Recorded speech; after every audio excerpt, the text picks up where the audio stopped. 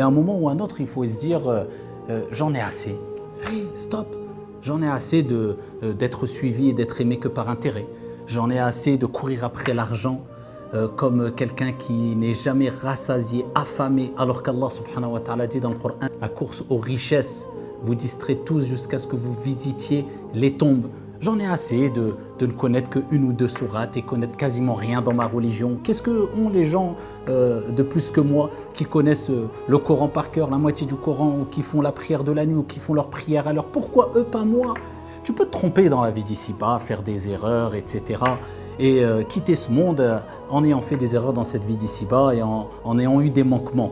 Mais si tu te trompes dans ta pratique religieuse, dans ta relation avec ton Seigneur, tabaraka wa ta'ala, et tu quittes ce monde en ayant eu des grands manquements, il n'y a plus de retour possible.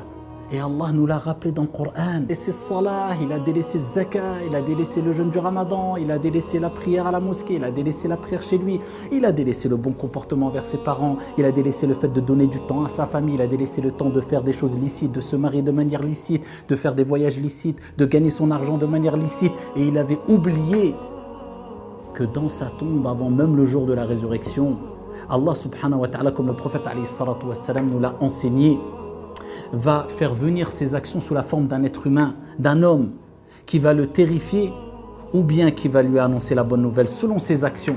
Et l'homme qui sera terrifié quand il verra l'homme venir devant lui, face à lui, et qui ne lui aspire pas confiance, qui le terrifie, qui lui fait peur, une odeur nauséabonde, et il lui dira « mais qui es-tu » Il a oublié que cet homme lui dira « je suis tes actions, je suis la prière que tu as délaissée, je suis ton vol, je suis ton mensonge, je suis ta calomnie.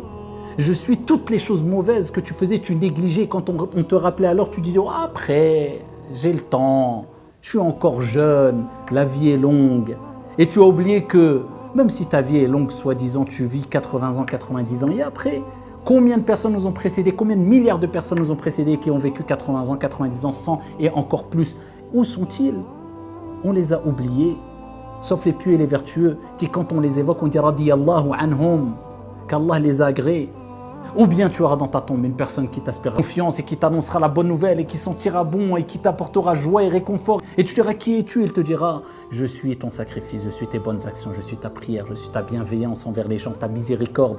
Je suis tout ce que tu faisais de bien. Et là on n'est que dans la tombe. On n'est même pas encore dans le jugement qui durera 50 000 ans. Il n'est pas venu le temps de se repentir enfin avant qu'il ne soit trop tard.